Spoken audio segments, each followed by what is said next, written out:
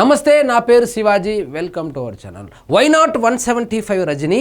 Chandrababu Naidu zero అయిపోయాడు, తెలుగుదేశం పని అయిపోయింది, కాబట్టి మనము వచ్చే 20 సంవత్సరాలు కూడా నేనే ముఖ్యమంత్రిగా ఉండబోతాను, మనం పథకాలన్నీ చాలా బ్రహ్మాండంగా ఇస్తున్నాము అని చెప్పి జగన్మోహన్ రెడ్డి గారు ఇచ్చినటువంటి కాన్ఫిడెన్స్ ఏదైతే ఉందో అది నిజమనుకున్నటువంటి వైఎస్ఆర్సీపీ నాయకులు 175 నియోజకవర్గాల్లో ఎవరికి తోచినంత వాళ్ళు దోచుకున్నారు. ముఖ్యంగా జగన్మోహన్ రెడ్డి గారి కోటరీలో ఉన్న వాళ్ళైతే ఈ లిక్కర్ కుంభకోణానికి పాల్పడ్డారు.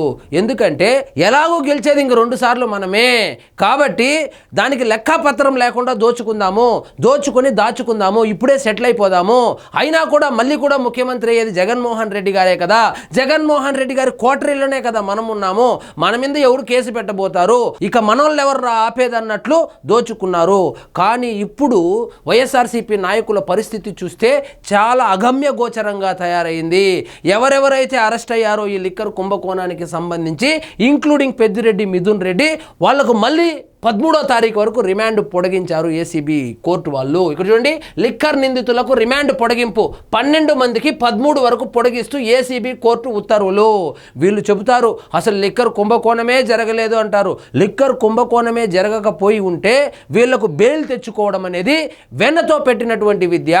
వైఎస్ఆర్సీపీ నాయకులు కనుక చూస్తే ఆఖరికి వైఎస్ వివేకానందరెడ్డి గారి హత్య కేసులో కూడా బెయిల్ తెచ్చుకోగలిగినటువంటి సామర్థ్యం కలిగినటువంటి వీళ్ళు లిక్కర్ కుంభకోణంలో కనీసం ఒక్కరికి బెయిల్ తెచ్చుకోవడానికి కూడా పిసుక్కుంటున్నారు. ఎందుకంటే అప్పట్లో వాళ్ళు అధికారంలో ఉన్నారు కాబట్టి మేనేజ్ చేసి ఏదో అవినాష్ రెడ్డిని కాపాడడం కోసము ఏదో అయితే మ్యానిపులేట్ అయితే చేశారు, కానీ ఇప్పుడు కూటమి ప్రభుత్వంలో అది కుదరడం లేదు. వాస్తవంగా లిక్కర్ స్కామ్ జరిగింది కాబట్టి వీళ్ళకి ఎవ్వరికి బెయిల్ అయితే రావడం లేదు.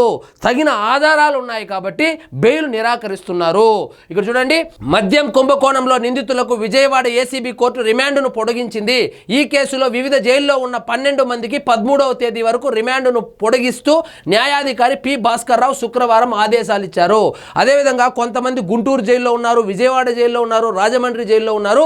వీళ్ళందరినీ, ఈ దొంగలందరినీ పట్టుకొని ఏసీబీ కోర్టుకు తీసుకొని రావాలంటే కష్టమైపోతుంది. సో వర్చువల్ కోర్టు ఏమైనా మాకు అవకాశం ఇస్తారని అడిగితే జడ్జి గారు ఏమన్నారంటే, వర్చువల్ కోర్టులో వాళ్ళు మాట్లాడేటువంటి మాటలు సరిగ్గా వినబడడం లేదు, ఖచ్చితంగా మీరు ఈ నిందితులను అయితే పట్టుకొని రావాల్సిందే వాయిదా కానీ క్లియర్ చేసి చెప్పేశారు. సో వీళ్ళకైతే లిక్కర్ కుంభకోణంలో 12 మందికి 13వ తారీఖు వరకు రిమాండ్ అయితే పడింది. అందులో ఎవరెవరు ఉన్నారో చూడండి, చెవిరెడ్డి భాస్కర్ రెడ్డి, రాజ్ కసిరెడ్డి, సజ్జల శ్రీధర్ రెడ్డి, ధనుంజయ రెడ్డి, కృష్ణమోహన్ రెడ్డి. ధనుంజయ రెడ్డి, కృష్ణమోహన్ రెడ్డి అంటే ఎవరు అనుకున్నారు? జగన్మోహన్ రెడ్డి గారికి కుడి భుజము, ఎడమ భుజము అయినటువంటి ధనుంజయ రెడ్డి, కృష్ణమోహన్ రెడ్డి గారులకు కూడా 13వ తారీఖు వరకు రిమాండ్ పొడిగించడం జరిగింది. అదే పైలా దిలీప్, బూనేటి చాణిక్య, చెరుకూరి వెంకటేష్ నాయుడు, బాలాజీ గోవిందప్ప. ఈ బాలాజీ గోవిందప్ప ఎవరంటే మన సాక్షి, మన సిమెంట్ ఉంది కదా, భారతీయ సిమెంట్ సంబంధించినటువంటి బాలాజీ కుమార్, నవీన్ కృష్ణ, అంతేకాకుండా పెద్దిరెడ్డి, మిథున్ రెడ్డితో సహా 13వ తారీఖు వరకు రిమాండ్ అయితే పొడిగించారు. కానీ పెద్దిరెడ్డి, మిథున్ రెడ్డి గారు ఒక కోరికనైతే కోరడం జరిగింది. అదేంటంటే, నాకు వేడిగా భోజనం కావాలి, పొద్దున్నే వేడిగా మసాలా దోశ, మంచి కాఫీ, ఇడ్లీ, పూరి లాంటివి, అదేవిధంగా మధ్యాహ్నము మంచి వేడి భోజనం కావాలి, రాత్రిపూట కూడా నాకు వేడి భోజనమే కావాలి. వీళ్ళు ఏం చేస్తున్నారంటే, పొద్దునేమో జైల్లో టిఫిన్ పెడతా ఉన్నారు, మధ్యాహ్నం ఇంటి నుంచి భోజనం వస్తూ ఉంది, కానీ ఆ మధ్యాహ్నం వచ్చినటువంటి భోజనంలోనే మిగిలిపెట్టుకొని సాయంత్రం తినాలంటే చాలా ఇబ్బందిగా ఉంది. కాబట్టి నేను ఒక ఫ్లోర్ లీడర్ని, 3 సార్లు ఎంపీని, అదేవిధంగా జగన్మోహన్ రెడ్డి గారికి అత్యంత సన్నిహితుడిని, కాబట్టి నాకు వేడిగా 3 పూట్ల భోజనం కావాలని చెప్పి అయితే అడగడం జరిగింది. చూడండి, ఏ పూట భోజనం ఆ పూట కావాలి. మిథున్ రెడ్డి తనకు ఇంటి నుంచి భోజనాన్ని ఏ పూటకు ఆ పూట అనుమతించాలని మిథున్ రెడ్డి ఏసీబీ కోర్టును అభ్యర్థించారు. అల్పాహారము, మధ్యాహ్నము, రాత్రి భోజనము ఇంటి నుంచి ఒకేసారి తీసుకొస్తున్నారని తెలిపారు. మధ్యాహ్నం భోజనాన్ని రాత్రిపూట తినాల్సి వస్తుందన్నారు. అంటే పొద్దున ఒకేసారి క్యారీర్ తీసుకుని వచ్చేస్తున్నారు, అది మధ్యాహ్నానికి చల్లబడిపోతుంది, సాయంత్రం కూడా చల్లబడిపోతుంది, నాకు వేడిగా తినేటువంటి అలవాటు ఉంది, అదేవిధంగా నాకు అల్సర్ ఉంది కాబట్టి నాకు ఫ్రెష్గా ఏ పూటకో ఆ పూట కావాలని చెప్పైతే ఆయన కోరడం జరిగింది. తనకు అల్సర్ ఉన్న కారణంగా ఆరోగ్యంపై ప్రభావం పడుతుందని తెలిపారు. మిథున్ రెడ్డి పార్లమెంటులో వైసీపీ ఫ్లోర్ లీడర్గా ఉన్నారని, ఏ పూట భోజనం ఆ పూట అనుమతించడానికి అవకాశం ఉందని ఆయన తరపు న్యాయవాదులు వాదించారు. సో ఇది బానే ఉంది. మిథున్ రెడ్డి జగన్మోహన్ రెడ్డి గారికి అత్యంత సన్నిహితుడు కాబట్టి రాజభోగాలను జైల్లో కూడా కోరుకుంటున్నారు. అదే సోషల్ మీడియాలో పోస్టులు పెట్టినటువంటి సాధారణ కార్యకర్తలు ఎవరైతే ఉన్నారో వైఎస్ఆర్సీపీ కార్యకర్తలు, రాష్ట్ర వ్యాప్తంగా అరెస్ట్ అయినటువంటి కార్యకర్తల పరిస్థితి ఏంటి? వీళ్ళ మాటలు విని ఆ పోస్టులు పెట్టినటువంటి వాళ్ళు, వీళ్ళ మాటలు విని దాడులు చేసినటువంటి వాళ్ళు, ఇప్పుడు ఉదాహరణకు తురకా కిషోరే తీసుకోండి, బోరుగడ్డ అనిల్ తీసుకోండి, వీళ్ళ పరిస్థితి ఏంది? వీళ్లకు వేడి భోజనం కావాలని ఏ లాయర్ అడుగుతున్నాడు? అడగడు.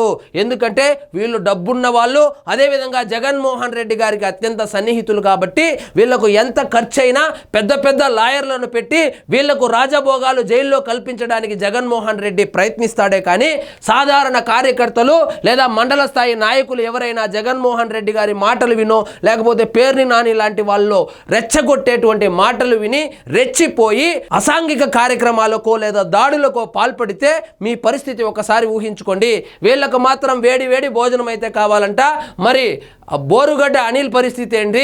ఆ వర్రా రవీంద్రారెడ్డి పరిస్థితి ఏంది? ఇలా సోషల్ మీడియాలో పోస్టులు పెట్టి జైల్లో ఉన్నటువంటి వాళ్ళ పరిస్థితి ఏంది?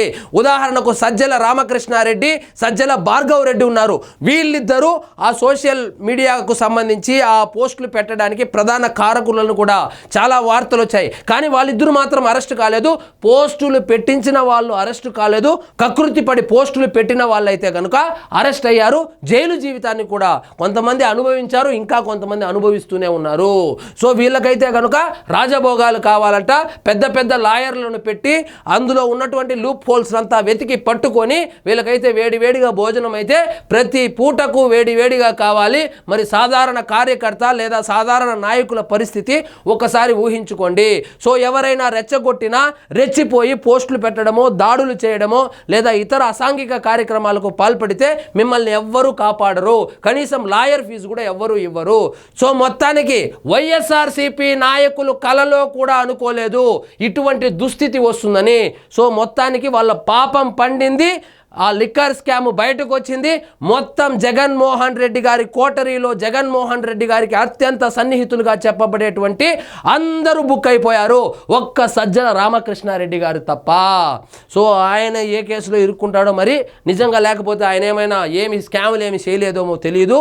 ఆయన పేరు కూడా ఈ సోషల్ మీడియాకు సంబంధించినటువంటి కేసుల్లో చాలా బలంగా వినపడింది. కాకపోతే ఆయన దగ్గర డబ్బులున్నాయి. హైకోర్టు కాకపోతే సుప్రీంకోర్టుకు వెళ్ళి ఆయన ముందస్తు బెయిల్ అయితే తెచ్చుకోవడం జరిగింది, ఆయనకి ఆయన కొడుక్కి. సో పోస్టులు పెట్టిన వాళ్ళేమో జైలు పాలయ్యారు, పోస్టులు పెట్టించిన వాళ్ళేమో హ్యాపీగా ఎంజాయ్ చేస్తున్నారు. సో ఇదండి ఈరోజు మన టాపిక్. మీకు ఈ వీడియో నచ్చినట్లయితే లైక్ చేయండి, షేర్ చేయండి, ఛానల్ మాత్రం సబ్స్క్రైబ్ చేసుకోవడం మర్చిపోవద్దు.